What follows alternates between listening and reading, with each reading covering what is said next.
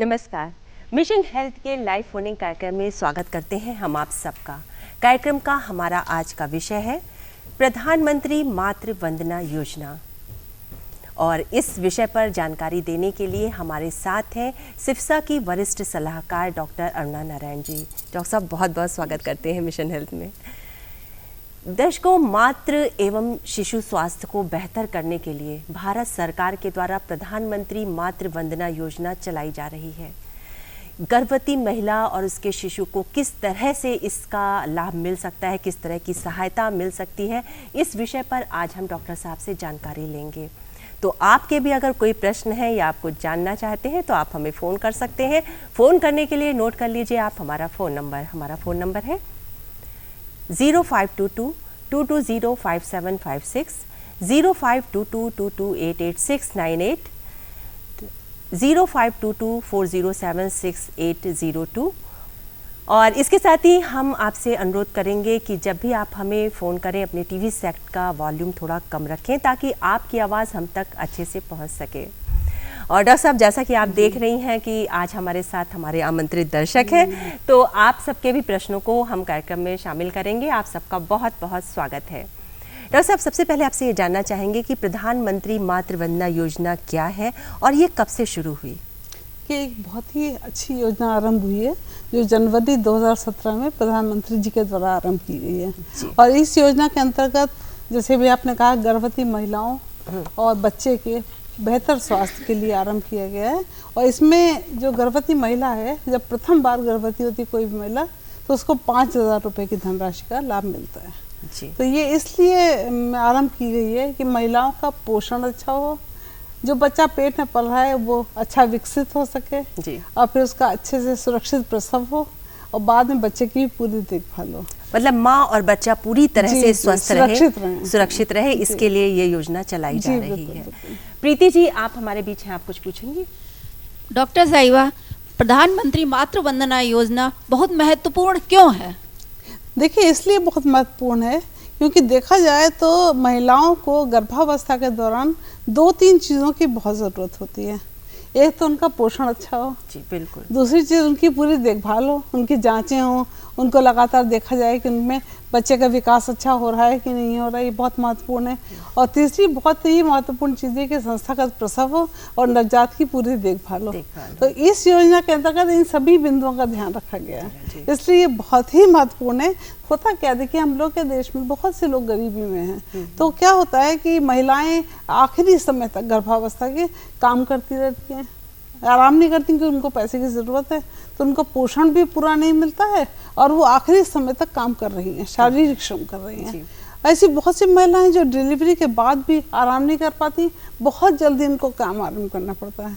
तो ये सोचा गया है कि उन लोग को अच्छा पोषण मिले, पूरा आराम मिले, पूरी जांचें मिले, इसलिए माँ और बच्चे का स्वास्थ्य तभी अच्छा हो पाएगा। डॉक्टर साहब, नंद स्वरूप मिश्रा जी हमें बाराबंकी से फ़ोन कर रहे हैं। हेलो जी, नमस्कार, स्वागत है आपका मिशन हेल्थ में। हाँ, नमस्ते मैडम, मेरा नाम नंद स्वरूप मिश्रा। मैं जानना ये चाहता हूँ कि जो प्रधानमंत्री वंदना योजना चलाई जा रही है, इसमें जो हमारे गरीब लोग होते हैं, APL इनके पास होता है, BPL कार्ड होता है, अंत्योदय होता, तो इसमें कौन से परिवार लिए जाते हैं कि सभी लोगों के लिए ये वंदना योजना लागू है?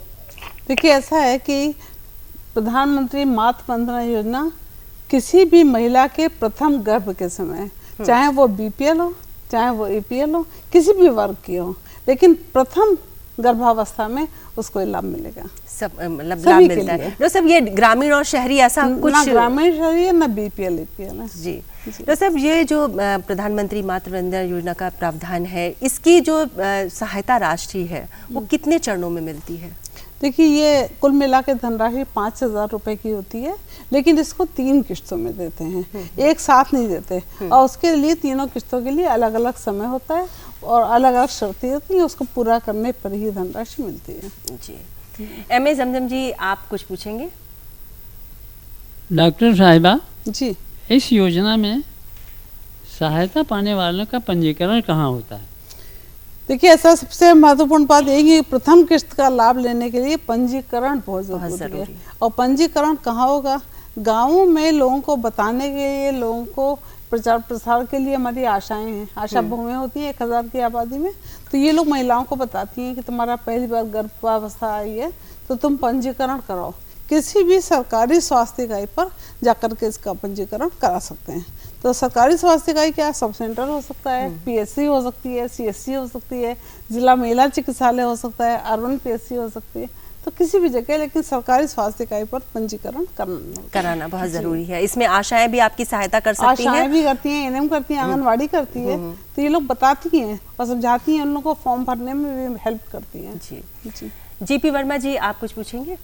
धन्यवाद शिखा जी। डॉक्टर साहब, जानना चाहेंगे कि जो प्रधानमंत्री जी की मातृवंदना योजना है, इसके पंजीकरण के समय क्या कुछ कागजात पेपर्स वगैरह की जी बहुत ज़रूरी है। देखिए, पहली बात तो कब करना है, इसको करना है प्रेगनेंसी के 150 दिनों के अंदर, यानी कि गर्भावस्था आरंभ के 5 महीने के अंदर पंजीकरण होना ज़रूरी है, पहली चीज़। दूसरी चीज़ है कि आपके पास कुछ कागजात होने बहुत ज़रूरी हैं। तो वो कागजात क्या क्या हैं? एक तो महिला का पंजीकरण के बाद एमसीपी कार्ड बनता है, मदर चाइल्ड प्रोटेक्शन कार्ड, तो वो कार्ड होना चाहिए, तो पता चलेगा कि पंजीकरण हो गया। दूसरी चीज़ इम्पोर्टेंट है कि उस महिला का अगर आधार कार्ड है तो बहुत अच्छी बात है। अगर आधार कार्ड नहीं भी है तो कोई आईडी होना चाहिए, जैसे कि पता चले जैसे उसका आपका जो इलेक्शन वाला कार्ड होता है वो भी हो सकता है, राशन कार्ड हो सकता है, मतलब कोई भी आईडी कार्ड, आईडी जो कि वो वहाँ की निवासी है ये प्रूफ करने के लिए। और तीसरी चीज़ इम्पोर्टेंट है कि उसका खाता संख्या होनी चाहिए, चाहे वो किसी बैंक में हो चाहे किसी पोस्ट ऑफिस में हो, लेकिन बैंक खाता संख्या होनी चाहिए। पैसा सीधे खाते में जाता है, पैसा कोई चेक के फॉर्म में या कैश में नहीं मिलेगा जी। ये तीनों बहुत जरूरी है, इन बातों का खास तौर से ध्यान। इसी समय हम लोग कहते हैं, समझा देते हैं कि आधार कार्ड अप्लाई कर दो अगर नहीं है तो, जिससे कि आधार कार्ड बनना आरंभ हो जाए, प्रोसेस शुरू हो जाए जी। डॉक्टर साहब, जैसे कि आपने पंजीकरण की अभी बात और फॉर्म 1A आता है इसके लिए, फॉर्म भरना होता है, तो फॉर्म 1A होता है पहली किस्त के लिए। फॉर्म 1A पहली किस्त के लिए, फॉर्म 1A और पंजीकरण में एमसीपी कार्ड, उसके अलावा आईडी कार्ड और इसके अलावा बैंक खाता संख्या या पासबुक खाता। तो सर, जो अभी पंजीकरण की बात आप कह रही हैं, तो क्या इसके लिए कोई शुल्क देना पड़ता है कि निःशुल्क है? बिल्कुल निःशुल्क है जी। राकेश कुमार जी, आप कुछ पूछेंगे? डॉक्टर साहिबा, पहली किस्त में क्या, पहली किस्त को पाने के लिए क्या क्या शर्तें होती है? जैसे मैंने बताया कि पहली किस्त जो है वो इन्हीं पंजीकरण के बाद ही मिलती है। तो पंजीकरण के बाद जब पहली किस्त मिलेगी तो ये चारों चीज़ें होंगी, तब 1000 रुपये की धनराशि आपके खाते में पहुंच जाएगी, जब भी महिला पंजीकरण कराएगी और ये चारों चीज़ें उपलब्ध कराएगी, जैसे कि भी हमने आपको बताया, तो उसको ये 1000 की धनराशि मिल जाएगी, जिससे कि उसको अच्छा पोषण तभी से आरंभ हो जाएगा। तभी आरंभ हो जाएगा। डॉक्टर साहब, मध्य प्रदेश से सपना जी हमें फ़ोन कर रही हैं। हेलो हेलो, अच्छा जी, मध्य प्रदेश से हमें फ़ोन कर रही हैं। हेलो हेलो जी, हाँ, स्वागत है मिशन हेल्थ में। आपका क्या नाम है? बलजीत सिंह। जी बलजीत जी, स्वागत करते हैं। आप अपना प्रश्न पूछिए। मेरा प्रश्न ये, मातृ वंदना योजना जो है शासकीय वर्ग कर्मचारी और शासकीय दोनों को मिल सकता है कि नहीं मिल सकता है, या लाभ ले सकते हैं कि नहीं? सरकारी कर्मचारी उसका लाभ ले सकते हैं कि नहीं? नहीं। अच्छा, सरकारी कर्मचारियों के लिए नहीं है जी। हेलो, फोन डॉक्टर साहब कट गया है, इस बारे में आप? एक्चुअली जितने भी सरकारी कर्मचारियों के लिए नहीं है जी, बाकी सबके लिए है। सबके लिए। सरिता वर्मा जी, आप कुछ पूछेंगी? जी मैम, डॉक्टर साहब मैं ये पूछना चाहती हूँ कि ये दूसरे चरण में किन किन कागजात की आवश्यकता होती है? हाँ, जैसे अपने का पहली किस्त मिलेगी 150 दिन के अंदर, अगर पंजीकरण कराए और आपने आवश्यक शर्तें या दस्तावेज पूरे कर दिए। दूसरी किस्त होती है वो आपको 180 दिन के बाद ही मिलती है, यानी कि 6 महीने पूरे हो गए, 7वां लग गया, उसके बाद ही मिलेगी। और उस समय 2 चीज़ों की ज़रूरत होती है। एक तो होता है फॉर्म 1B, जैसे पहली बार के लिए फॉर्म 1A था, इस बार फॉर्म 1B होता है, वो भरना होता है। उसमें आपकी हेल्प कर देती हैं आशा, एनएम, आंगनवाड़ी वगैरह। और साथ में एमसीपी कार्ड, उस पर लिखा हो कम से कम 1 जांच गर्भावस्था की ज़रूर हो जाए, यानी कि हम चाहते हैं कि महिला की कम से कम 3-4 जांचें हो जाएं डिलीवरी से पहले, तो कम से कम 1 जांच अवश्य हो जाए 6 महीने के बाद, तो जिससे महिला को उसका लाभ मिल सके। मतलब इसका वो एमसीपी कार्ड में भरा होना चाहिए जी, उसका भी एक प्रूफ हो जाता है कि ये जांचें हो चुकी हैं। डॉक्टर साहब, ये प्रधानमंत्री मातृ वंदना योजना में जो सहायता राशि है, ये कितने दिनों में खाते में पहुंच जाती है? देखिए, ऐसा है कि जैसे फॉर्म भरा और फॉर्म भर के उन्होंने मान ली PSC पे जमा किया, तो जो हमारे प्रभारी अधिकारी हैं उनको अप्रूवल के लिए अधिकार दिया गया, वो अप्रूव करते हैं और फिर वो हमारे स्टेट ऑफिस में आ जाता है सीधे। तो यहाँ से जाने में तो PFMS से होता है, तुरंत के तुरंत पहुँच जाता है। लेकिन यहाँ पे ये बता दूँ कि पहली धनराशि की किस्त से 1,000 रुपये की थी, तो दूसरी किस्त 2,000 रुपये की है। अच्छा, राशि 3,000 हो गए, 5,000 थे, तो पहली किस्त 1,000, दूसरी किस्त 2,000 और तीसरी फिर 2,000। जी हाँ जी। डॉक्टर साहब, बलरामपुर से सुशील मिश्र जी हमें फोन कर रहे हैं। हेलो जी, सुशील जी स्वागत है, प्रश्न पूछिए। मैम ये बताया, जो प्रेग्नेंट वुमेन है उनको इस मिशन का लाभ कब मिलेगा? आप अपने टीवी सेट का वॉल्यूम थोड़ा कम करिए और एक बार प्रश्न फिर से पूछिए। मैम एक मिनट। Hello ma'am. हाँ बताइए। मैम ये जानना चाहता हूँ, जो प्रेग्नेंट वुमेन इस मिशन का लाभ कब से मिलता है? अभी हमने बताया ना आपको कि पहला लाभ तब मिलेगा जब 5 महीने के अंदर पंजीकरण हो जाए और कुछ जरूरी दस्तावेज वो मिल जाएं, लेकिन प्रथम गर्भावस्था ही होनी चाहिए, दूसरे बच्चे में नहीं मिलेगा, पहले बच्चे में ही मिलेगा लाभ। जी, प्रश्न पूछने के लिए आपका बहुत बहुत धन्यवाद। और शशांक जी, आप हमारे बीच हैं, आप कुछ पूछेंगे? प्रधानमंत्री मातृ वंदना योजना के तीसरे चरण के लिए सहायता कब मिलती है? तीसरे चरण की सहायता मिलने के लिए बच्चा पैदा हो जाए, अस्पताल में प्रसव हो जाए, बच्चे का डिलीवरी सुरक्षित हो जाए और उसके बाद बच्चे का टीकाकरण भी हो जाए। टीकाकरण मतलब कि पहली साइकिल बच्चे की हो जाए, उसमें होता है BCG का टीका लग गया, पोलियो का लग गया, DPT का होता है टीका, जिसे हम लोग DPT कहते हैं, डिप्थीरिया, पर्टूसिस और काली खांसी और टिटनेस का, ये लग जाए। हेपेटाइटिस B का टीका लग जाए। पहली साइकिल जो बच्चे की इम्यूनाइजेशन की पूरी हो जाएगी तभी ये मिलेगा। प्रश्न अभी और भी हैं और हम अपने दर्शकों से जो घर में हैं, अगर वो भी कुछ पूछना चाहते हैं डॉक्टर साहब से, तो हमें फ़ोन कर सकते हैं, उसकी तैयारी कर लीजिए। फिलहाल मिशन हेल्थ में लेते हैं हम एक छोटा सा ब्रेक। ब्रेक के बाद एक बार फिर से स्वागत करते हैं आपका कार्यक्रम मिशन हेल्थ में। और जिन दर्शकों ने अभी अभी टेलीविज़न सेट खोला है, उन्हें में आज बता दें कि मिशन हेल्थ का आज का विषय है प्रधानमंत्री मातृ वंदना योजना। और इस विषय पर जानकारी देने के लिए हमारे साथ हैं सिफ्सा की वरिष्ठ सलाहकार डॉक्टर अरुणा नारायण जी। डॉक्टर साहब, आरती जी हमारे बीच हैं। आरती जी, आप कुछ पूछेंगी? तीसरे चरण में क्या क्या कागजात देने पड़ते हैं? हाँ, जैसे अभी हमने बताया कि तीसरा जो इंस्टॉलमेंट है वो तब मिलता है जब महिला का प्रसव हो गया, बच्चा है और बच्चे का इम्यूनाइजेशन भी हो गया। लेकिन इस समय कुछ कागजात बहुत ज़रूरी चाहिए, तो थर्ड इंस्टॉलमेंट के लिए बहुत ही इम्पोर्टेंट है कि फॉर्म 1C हो। जैसे कि अभी हमने कहा, पहले इंस्टॉलमेंट के लिए फॉर्म 1A, सेकंड के लिए फॉर्म 1B और थर्ड के लिए फॉर्म 1C। तो ये फॉर्म भरा जाएगा। फिर जैसे हमने कहा डिलीवरी हो जाए और बच्चा स्वस्थ हो, तो उसके लिए बच्चे का बर्थ सर्टिफिकेट चाहिए कि बच्चा स्वस्थ है और पहले चरण का टीकाकरण पूरा हो गया हो। यहाँ एक बहुत ही महत्वपूर्ण चीज़ है कि तीसरी इंस्टॉलमेंट तभी मिलती है जबकि आधार कार्ड हो। मतलब आधार कार्ड मैंडेटरी है थर्ड इंस्टॉलमेंट मिलने के लिए।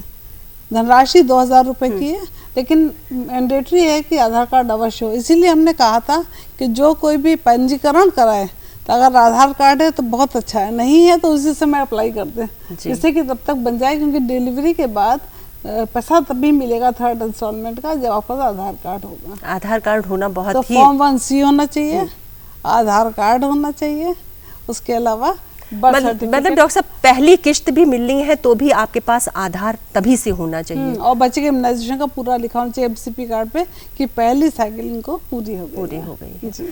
तो सब जैसे किसी महिला को पहली और दूसरी किश्त मिल चुकी है, उसके बाद मान लीजिए गर्भपात हो जाता है या शिशु की मृत्यु हो जाती है, तो नेक्स्ट टाइम जब वो गर्भवती होती है तो उसे इस योजना का लाभ मिलता है? देखिए, इसमें ऐसा है, जैसे हमने कहा कि 3 इंस्टॉलमेंट्स में मिलना है। तो जो इंस्टॉलमेंट मिल चुकी है, यानी कि मान लीजिए किसी को पहली इंस्टॉलमेंट मिल गई और फिर अनफॉर्चुनेटली उसका गर्भपात हो गया, तो जब वो सेकंड टाइम प्रेग्नेंट होगी तो उसको सेकंड और थर्ड का इंस्टॉलमेंट का लाभ मिलेगा, लेकिन पहले इंस्टॉलमेंट का नहीं मिलेगा क्योंकि वो मिल चुका है उसको। अच्छा, पहला मिल चुका है, इसलिए अब उसको सेकंड और थर्ड का ही मिलेगा। अच्छा, मान लीजिए किसी को पहला भी मिल गया, दूसरा मिल गया, लेकिन फिर मिसकैरेज हो गया तीसरे में, तो तीसरे से पहले ही, तो उसको सेकेंड प्रेगनेंसी में पहले और दूसरे का लाभ नहीं मिलेगा, केवल थर्ड का लाभ मिलेगा, थर्ड किस्त का। और अगर मान लीजिए किसी को बहुत ही अनफॉर्चुनेट हुआ, दुर्भाग्यपूर्ण होता है कि बच्चा जीवित पैदा हुआ लेकिन किसी वजह से बच्चा नहीं रहा, क्योंकि उसको पहली साइकिल ऑफ इम्यूनाइजेशन नहीं हो पाया, बर्थ सर्टिफिकेट नहीं पाया, 2-4 दिन का बच्चा था, नहीं रहा, तो उसको जो सेकंड डिलीवरी होगी उसमें सेकंड थर्ड किस्त का फायदा मिलेगा। तो जो मतलब ये है कि हर महिला को पहले प्रेगनेंसी के लिए 3 का फायदा मिलना है। तो अगर अनफॉर्चुनेटली पहली प्रेगनेंसी में कोई लाभ नहीं मिल पाया तो उसको सेकंड प्रेगनेंसी में मिल जाएगा। जी, सुरभि जी आप कुछ पूछेंगी? डॉक्टर साहिबा, इस योजना में क्या उपलब्धियां रही हैं और अब तक कितनी महिलाएं लाभान्वित हुई हैं? बहुत अच्छा सवाल पूछा आपने। मतलब ये इतनी पॉपुलर हुई है ये स्कीम और लोगों को इतना लाभ मिल रहा है इससे। हम लोगों के पास समझ लीजिए कम से कम 20 लाख करीब महिलाओं का पंजीकरण कराया गया है इसमें, और अब तक जो लाभ दिया गया वो करीब 9,75,000 महिलाओं को लाभान्वित कर चुके हैं, उनको धनराशियाँ मिल चुकी हैं। तो एक बड़ी संख्या में लोगों को पैसा मिल रहा है और इससे फ़ायदा क्या हो रहा है कि पोषण, महिला का पोषण, दूसरे वो चूंकि इनको शर्तें पूरी करनी पड़ती हैं, तो शर्तें पूरी करने के लिए उन लोगों को पंजीकरण भी करा रहे हैं, जांचें भी करा रहे हैं, टिटनेस सुई भी लग रही है, आयरन की गोली भी ले रहे हैं, आयरन फॉलिक एसिड की, तो ये बड़ा अच्छी बात है। और उसके अलावा फिर उन लोग इस बात पे भी ध्यान देते हैं कि उन लोगों का आधार कार्ड भी बन जाए, एमसीपी कार्ड को बराबर फिलअप करें, अकाउंट खुल जाए जिससे कि उनका धनराशि आसानी से मिल सके। और एक बहुत अच्छा फायदा जो नवजात शिशु के लिए है कि नवजात शिशु सुरक्षित पैदा हो जाए, उसके बाद उसकी पूरी देखभाल हो, उसका इम्यूनाइजेशन भी हो जाए, तो ये कितना अच्छा है कि माँ और बच्चे दोनों के लिए बहुत अच्छा है। डॉक्टर साहब, जयदेवी जी बाराबंकी से हमें फोन कर रही हैं। हेलो जी, जयदेवी जी स्वागत है मिशन हेल्थ में, प्रश्न पूछिए। जयदेवी मिश्रा बाराबंकी से बोले। हमारा प्रश्न है ये प्रधानमंत्री वंदना योजना जो है, जो भूमक्कड़ परिवार होते आज यहाँ कल वहाँ, तो वो किस तरह से लाभ ले सकते हैं? भूमक्कड़ परिवार? हाँ जी, कोई भी परिवार हो, आप किसी भी जो भी उनके आसपास सरकारी स्वास्थ्य इकाई है वहाँ पे इनका पंजीकरण कराइए, और जो वहाँ के आसपास जहाँ भी रह रहे हैं वहाँ के आसपास के एरिया में आशा है, एनएम बहन जी हैं, उनसे मिलें, उनसे संपर्क करें, वो लोग पूरी मदद करेंगे और पूरा लाभ उनको भी मिलेगा। जी, जैसे कि आपने बताया कि जो सहायता राशि दी जाती है वो महिला के पोषण के लिए होती है, तो किस तरह का पोषण गर्भवती महिला को चाहिए होता है? हाँ, ये बहुत इंपॉर्टेंट है, क्योंकि पैसा तो मिल गया लेकिन कई बार लोग उसको सही यूटिलाइज नहीं कर रहे तो फिर बेकार हो जाता है। देखिए, बहुत ज़रूरी है कि गर्भवती महिला को, एक तो हम लोगों के सामान्यता भी महिलाओं में अनीमिया बहुत है, खून की कमी बहुत है, और खून की कमी एक बहुत बड़ा कारण होता है जो हमारी महिलाओं का प्रेगनेंसी के दौरान या प्रेगनेंसी के बाद, डिलीवरी के बाद डेथ होती है। अनीमिया बहुत बड़ा कारण है इनडायरेक्ट डेथ का, मैटरनल मॉर्टेलिटी का। तो अनीमिया को बचाने के लिए सबसे महत्वपूर्ण आयरन फॉलिक एसिड गोली गवर्नमेंट ऑफ इंडिया की तरफ से हम लोग सबको देते हैं, सरकार की तरफ से सबको खानी चाहिए, मिलती है मगर लोग खाते नहीं है, खानी चाहिए और सादे पानी से लेनी चाहिए। कोशिश करें कि अगर आपको दिक्कत होती है खाने से तो रोज रात में सोने से पहले सादे पानी से खा लें। लेकिन साथ में पोषण क्या लें? पोषण बहुत महत्वपूर्ण है, क्योंकि पूरी संतुलित आहार होना चाहिए, और संतुलित आहार में दाल, चावल, रोटी, सब्जी, मौसमी फल सब कुछ होना चाहिए। कोई महंगी चीज़ें खाने की ज़रूरत नहीं है। हरी सब्जियां जो होती हैं, हरी साग, पत्तेदार साग सब्जियां, वो आयरन से भरपूर होती हैं। इसी तरीके से कुछ चीज़ें जो कैल्शियम से भरपूर हैं, अगर दूध ले सकते हैं तो बहुत अच्छा है, दूध अंडा तो कैल्शियम का स्रोत है ही, लेकिन उसके अलावा देखा जाए तो पत्ता गोभी, शलजम, मूली, इस सब में भी खूब कैल्शियम है, और हरी सब्जियों में भी है। तो हरी साग सब्जियां ज़रूर खाइए। एक बहुत अच्छी चीज़ जो हर जगह अवेलेबल है लेकिन हम लोग ध्यान नहीं देते, वो है गुड़। गुड़ का सेवन खूब करना चाहिए, मतलब हर महिला को चाहिए कि प्रेगनेंसी के दौरान तो हर हाल में एक इतना बड़ा टुकड़ा गुड़ का रोज़ खाए। अगर आपको गुड़ चना पसंद है, गुड़ मूंगफली पसंद है तो बहुत अच्छी बात है। गुड़ की पट्टी खा सकते हैं, क्योंकि गुड़ की चिक्की सब लोग खाते हैं, तो गुड़ की चिक्की ले सकते हैं। और जहाँ तक हो सके हरी साग सब्जी को लोहे की कढ़ाई में बनाएं। लोहे की कढ़ाई में जो लोहा छूटता है, जो कालिक हम लोग कहते हैं अरे ये तो काला हो गया, वो कालिक नेचुरल आयरन है और वो इतना अच्छा एब्जॉर्ब होता है बॉडी में कि उसको लेने वाली महिलाओं को अनीमिया नहीं होने पाता। डॉक्टर साहब, पोषण के बारे में अभी और आपसे विस्तार से हम जानकारी लेंगे, लेकिन फिलहाल मिशन हेल्थ में वक्त हो गया है एक और ब्रेक का। मिलते हैं ब्रेक के बाद। ब्रेक के बाद एक बार फिर से स्वागत करते हैं आपका कार्यक्रम मिशन हेल्थ में।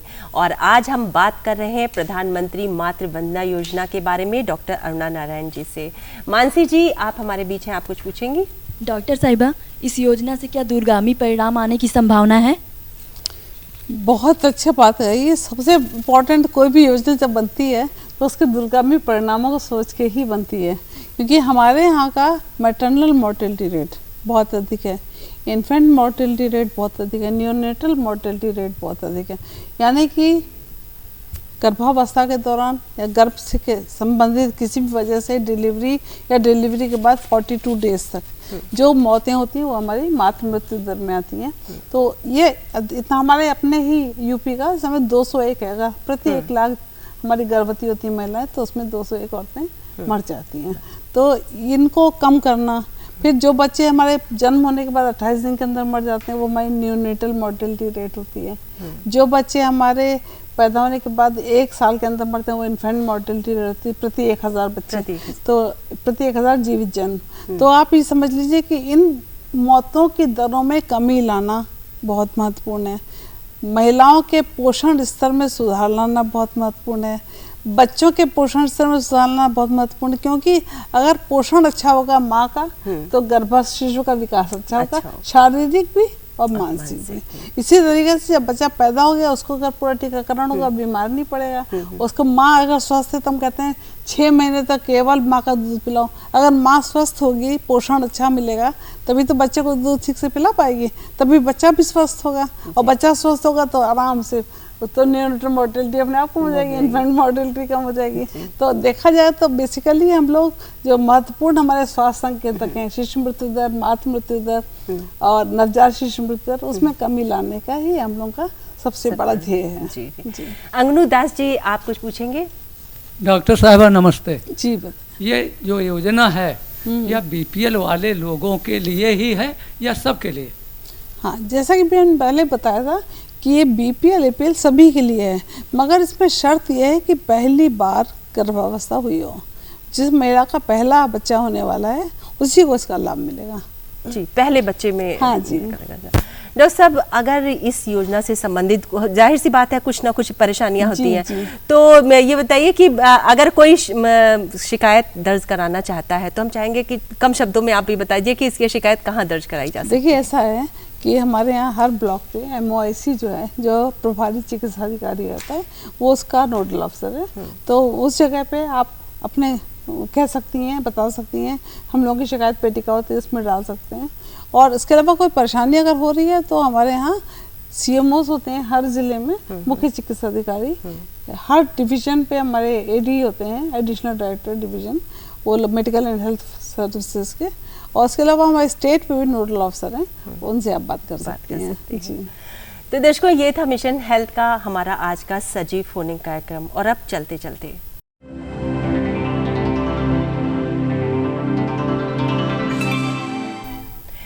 चलते का आज का प्रश्न नोट करने के लिए आप उठा लीजिए कागज और कलम और नोट करिए हमारा आज का प्रश्न है, प्रधानमंत्री मातृ वंदना योजना के पहले चरण में कितनी सहायता राशि मिलती है?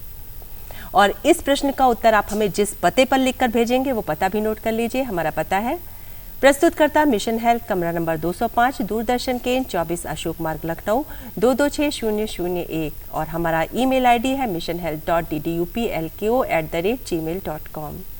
आपके पत्रों का रहेगा हमें इंतजार। और डॉक्टर साहब, आप आई और प्रधानमंत्री मातृ वंदना योजना के बारे में इतनी महत्वपूर्ण जानकारी हमारे दर्शकों को दी, इसके लिए आपका बहुत बहुत धन्यवाद।